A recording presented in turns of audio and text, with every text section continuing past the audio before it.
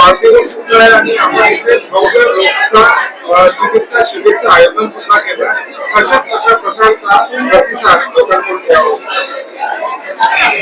सर्वप्रथम मी ज्यांनी मला शुभेच्छा दिल्या त्यांचं मी मनापासून धन्यवाद आणि आभारी मानतो. आणि दरवर्षीप्रमाणे यावर्षी पण आम्ही प्रतिष्ठानाच्या माध्यमातून या मौद्याच्या शहर व मौद्या तालुक्याच्या वतीने आम्ही इथे एक चांगलं सकाळपासून सकाळी 10 वाजतापासून आम्ही एक आरोग्य शिबिराचं आयोजन करण्यात येते. त्याच्यात स्त्री रोग असेल, बालरोग असेल, गुडघेदुखी असेल, असे बरेचसे आपले डोळे तपासणी असेल किंवा डोळे तपासल्यानंतर त्यांना चष्मा लागत असेल तर ते या दिवशी आम्ही त्या जनतेला किंवा इथल्या माझ्या सगळ्या लाडक्या बहिणींना आणि माझ्या मित्र मंडळींना किंवा बुजुर्ग जे काही आले त्यांना आम्ही ही सुविधा उपलब्ध करून देतो.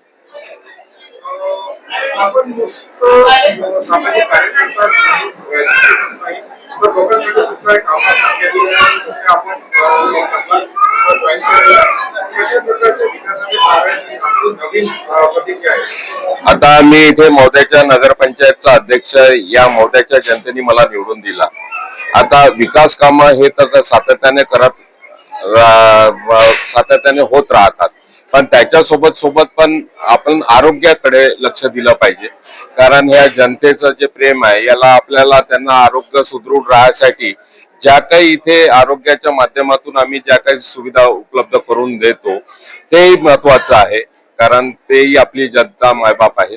तर त्यांना आम्ही विकासा कामाच्या व्यतिरिक्त पण आम्ही नगरपंचायत असो किंवा आम्ही एक स्वतः म्हणून आपण बरेच वर्षापासून इथे आरोग्याच्या दृष्टीने पण आम्ही इथे काम करत आलेलो आहोत. म्हणून हे खूप महत्वाचा पार्ट असतो.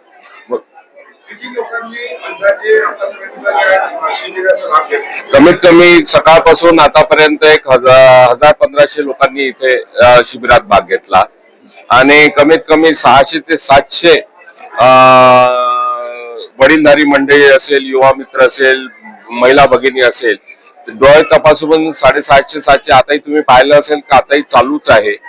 तर त्यांना चष्मे वाटप पण सुद्धा इथल्या इथंच होतो. प्रत्येक वाढदिवसाला आपण एक नवीन प्लॅन घेतला आणि त्याला पूर्ण करण्याचा प्रयत्न करतो. यावर्षी आपण काय प्लॅन घेतलेला आणि काय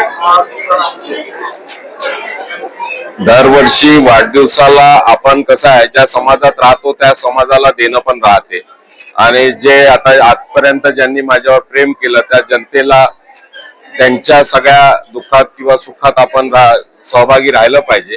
आणि येणाऱ्या दिवसात आम्हाला असं वाटते की ज्या नगरपंचायतच्या माध्यमातून मौद्याचा कायापालट आम्ही बदलू, जेणेकरून प्रत्येक गल्ली किंवा त्यांचे बरेचसे विकास कामं आहेत जे आम्ही आता हाती घेतलेले आहेत.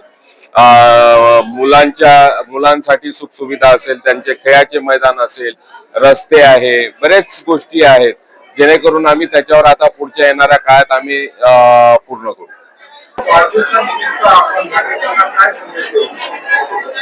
वाढदिवसानिमित्त एवढंच म्हणतो का जे सकाळपासून तुम्ही मला जो शुभेच्छेचा वर्षाव माझ्यावर टाकला आहे आणि ज्या पद्धतीने मला फोनद्वारे किंवा स्वतः प्रत्यक्ष येऊन भेटून गेले त्यांचे मी मनापासून धन्यवाद आणि त्यांचे खूप खूप आभारी आहोत. आणि येणाऱ्या काळात पण आम्ही तुमच्या सेवेत नेहमी तत्पर राहू आणि ज्या काही गोष्टी इथे होत आहेत त्याला आम्ही ज्या काही कमी जास्त ज्या काही आहे त्यांच्या अडचणीमध्ये दूर करू असे आम्ही माझ्या प्रसन्न राजा तिडकेच्या लोकसभा प्रतिष्ठानाही मार्फत आम्ही त्या पूर्ण करू आणि नगरपंचायतच्या माध्यमातून जे काही विकास कामं आहेत त्यालाही घेऊन आम्ही पुढे जाऊ आणि तुम्हा सगळ्यांना तुम्ही सुखरूप राहा अशी मी देवाचरणात प्रार्थना करतो आणि मनापासून तुमचे सगळ्यांचे धन्यवाद.